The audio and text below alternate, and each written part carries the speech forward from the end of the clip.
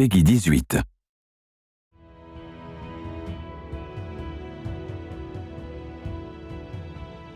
You play as yourself in Underworld Ascendant. You are plucked from modern-day Earth and deposited in this deeply immersive subterranean realm full of conflict and intrigue.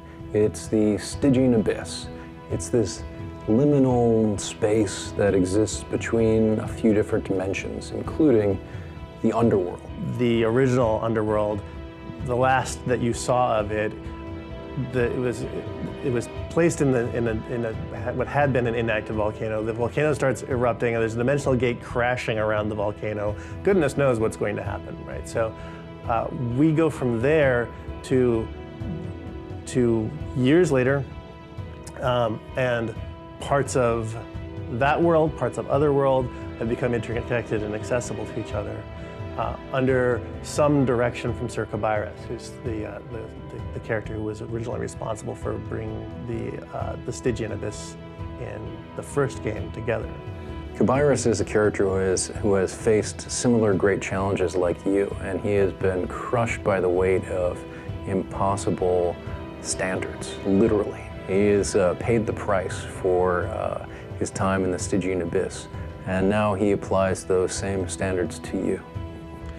Well, our goals for gameplay are very system-driven, and we're trying to avoid having this highly scripted experience. A player's journey through the game still needs to have a kind of dramatic structure, right? And so you need game mechanics that are going to heighten tension over time, build to a climax, that the player can see what that state is, can read the impending danger and the game's central conflict, which in our case, is the threat of Typhon. Who is a sort of primordial nightmare, is a nemesis of Zeus. You face this impossible challenge.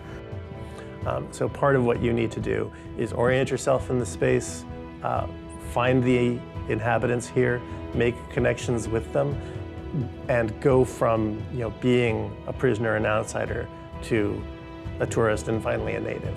The factions are the ones who are hiring you out to do missions that advance their aims within the Stygien abyss. The three factions in the game are the Expedition, the Deep Elves, and the Shamblers, who are a fungal hive mind.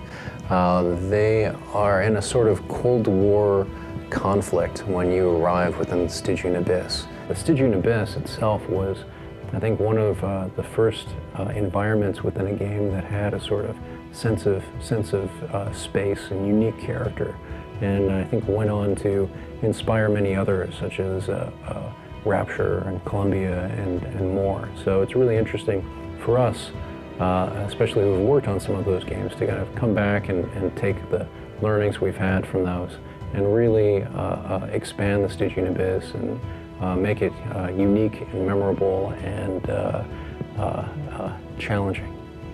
I really like where we've landed with the look of the game. It's heavily influenced by our experience as tabletop gamers and the idea of miniature figures and miniature terrain.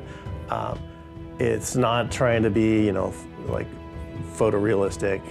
It's trying to be artistic, right? Where it's going for a specific style and a crafted style. So thus the forms are a bit sort of large, in the same vein as you would see an old school Dungeons and Dragons art book, that sort of look. The figures in the game suggest something about the form and scale of these miniature figures that we grew up playing with, and the whole environment around them also has this kind of somewhat crafted look to it. He wanted to have large readable forms that can be visible to the player at any time during the game. We're creating these sort of medieval structures that have to be rooted in some sort of logic so that the place feels real. And when we start building things up really high, we really have to think about how it's all being supported from underneath, and how it was built and why it was built this way. Some areas will have tunnels that have collapsed and rocks have sort of flowed into that area. And we have to be, and in order to tell that story visually, we want to make sure that the rigid shape of that tunnel is evident, and broken away. I'm thinking of the levels more as like play sets, so like a Castle Grayskull, sort of thing, where there's lots of opportunities for the player to sort of enact their own fantasies. A lot of real-world architecture is about usability and accessibility, right? And the space needs to be, inviting and comfortable. And that's not what we want here, right? It needs to be, difficult, not impossible, but it's a space that, you are not. It's not your native environment, right? It's a challenging space.